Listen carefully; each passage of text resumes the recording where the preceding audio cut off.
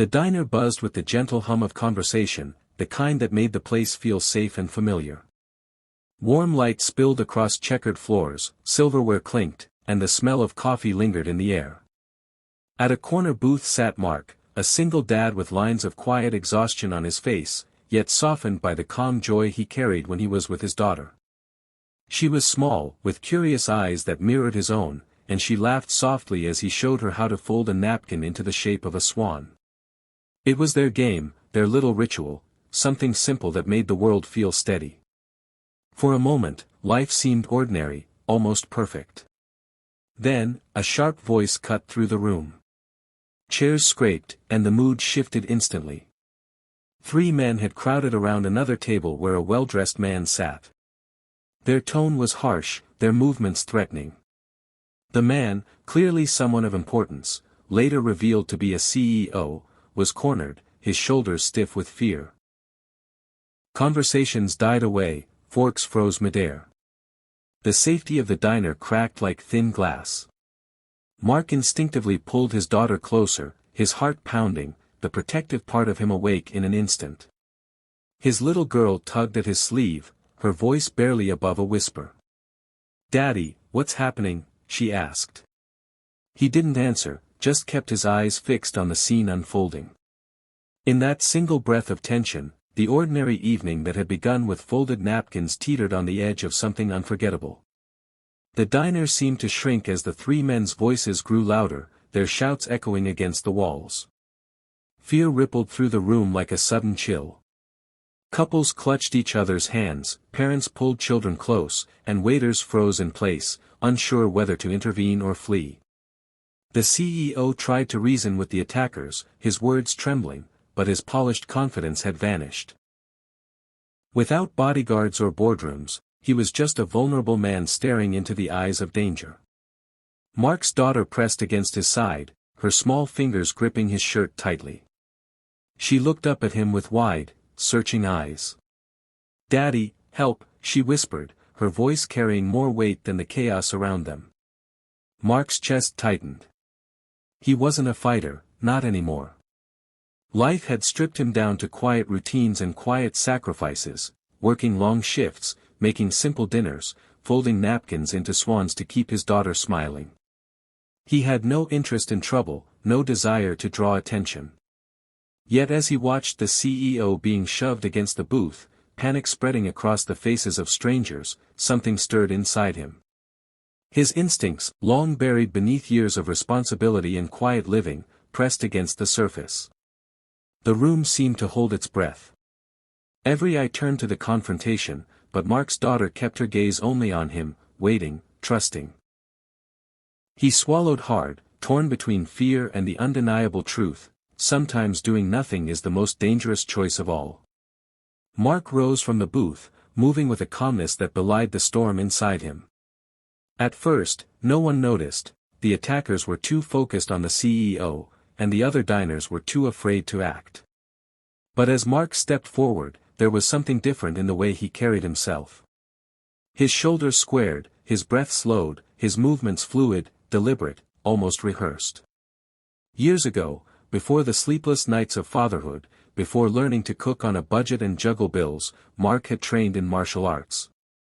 Not for glory, not for competition, but for discipline, for control, for the quiet strength it gave him when life was uncertain. Now, in this moment, those lessons returned as if they had been waiting patiently for this exact night. One of the men lunged toward him, sneering, expecting an easy target. But Mark sidestepped effortlessly, guiding the man's momentum away and sending him stumbling without throwing a single punch. Another raised his fist, only to find it redirected, his arm locked harmlessly against his own chest. The third froze, startled by the sudden shift, but Mark's steady eyes made it clear, violence would get him nowhere. It wasn't flashy.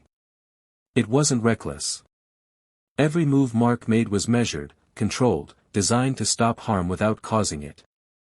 The room fell silent, awe replacing fear. Strangers who had cowered moments before now watched in disbelief as the quiet single dad revealed a strength no one imagined he carried. Even his daughter, clutching the booth, stared with wide-eyed wonder. The chaos drained from the diner as quickly as it had erupted. The three men were restrained until police arrived, their anger dissolving into defeat as they were led out in handcuffs. The room slowly exhaled, the clatter of dishes resuming in hesitant echoes. The CEO, still trembling, smoothed his suit with shaky hands before walking toward Mark. His expression carried equal parts gratitude and disbelief. "You saved my life," he said, pulling out a gold card and fumbling for his wallet.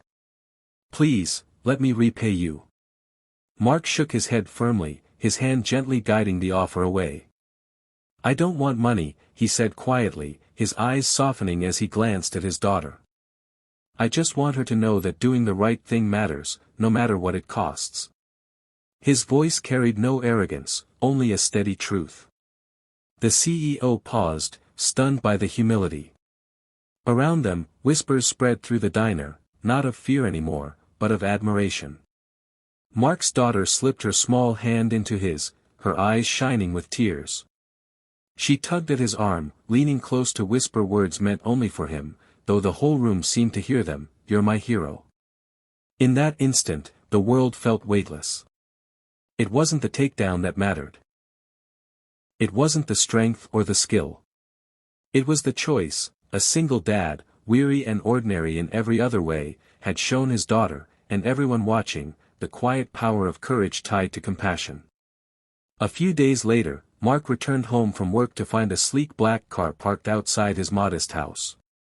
His daughter peeked through the window, eyes wide with curiosity.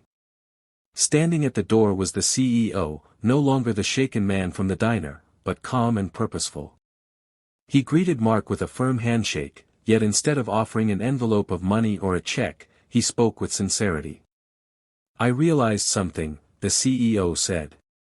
"You didn't just protect me, you reminded me what real strength looks like. It isn't in wealth or status. It's in selflessness." He then revealed his decision. He wanted to set up a scholarship fund for Mark's daughter and launch a program supporting single parents in the community. "It's the least I can do to honor what you showed us all that night." Mark stood speechless, the weight of the moment pressing against his chest. His daughter ran forward, hugging his leg, her face glowing with pride. For once, the quiet man who always kept his head down felt seen, not for his struggles, but for the values he lived by. As the CEO left, neighbors gathered, having heard whispers of the story. Smiles, nods, and quiet applause followed Mark and his little girl as they stepped back inside. The world outside hadn't changed, but something inside had. The lesson was clear: true heroism isn't about strength or recognition. It's about ordinary people choosing kindness and courage, and how those choices can ripple far beyond what we ever imagine.